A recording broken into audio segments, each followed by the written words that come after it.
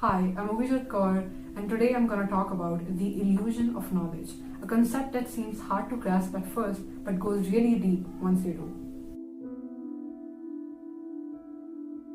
Since Middle Ages, humans thought that the earth was flat, and not even one person could give actual physical reasons for such a belief. We simply accepted it because it was thought to be as obvious, and as everyone else believed the same, we weirdly somehow believed it. But today, modern science has convinced us that things that seem obvious in our heads may not be true, while things that seem absurd and naive at first may be scientific. It is remarkable how much we depend on what we're told rather than what we've reasoned to be true. Very little of what happens to us in real life is understood through direct sensory experience.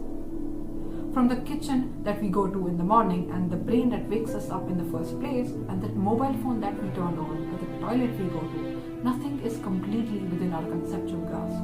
We're simply grateful to the experts who created them because we're dependent on their innovation and understanding. But when those devices fail, we're rudely reminded of how little we know about the conveniences of modern life.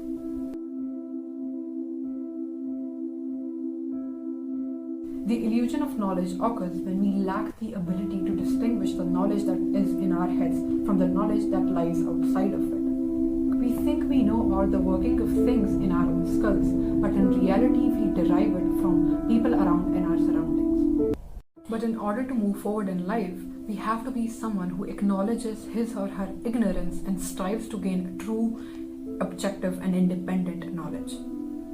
However, a person who thinks he already knows all there is to know is living in an illusion of knowledge. He is bound to stay stagnant with all he knows and will never be able to fully experience the knowledge, the incomprehensible amount of knowledge that the world around us has to offer. All of us are simply fed by the information that others give us, and not the ideas and concepts that we build through our own understanding and reasoning.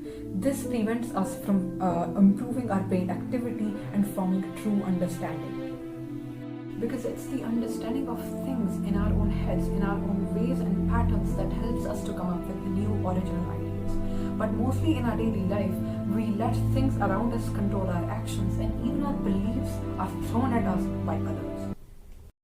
This process may begin from early childhood, when we form our beliefs and feelings about the world around us through teachings of our parents or the community we're born in, and not what we truly ourselves believe.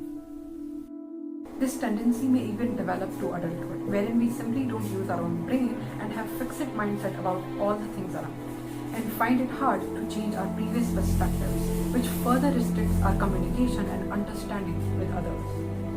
As Khalil Gibran has quoted, "Your children are not your children. They are sons and daughters of life's longing for itself. You may give them your love, but not your thoughts, for they have their own thoughts."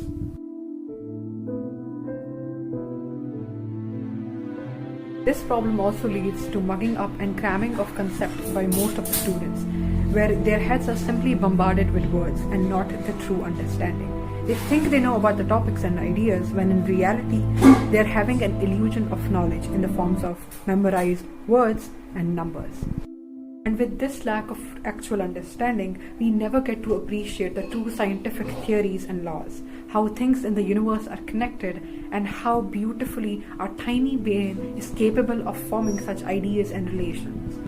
For example, if we don't know calculus, we won't be able to imagine the beauty of time disappearing when we shrink it into a small moment. We can't see what Newton saw that made him so important that authorities buried him in Westminster Abbey. We confuse the knowledge that is in our heads with the knowledge we have access to, and stay largely unaware of how little we understand. And we keep on living with the same belief that we understand more than what we actually do. I'd like to end it with a quote by Dr. Stephen Hawking. Here it goes. "The greatest enemy of knowledge isn't the ignorance, it is the illusion of knowledge." With this, we come to an end of this discussion.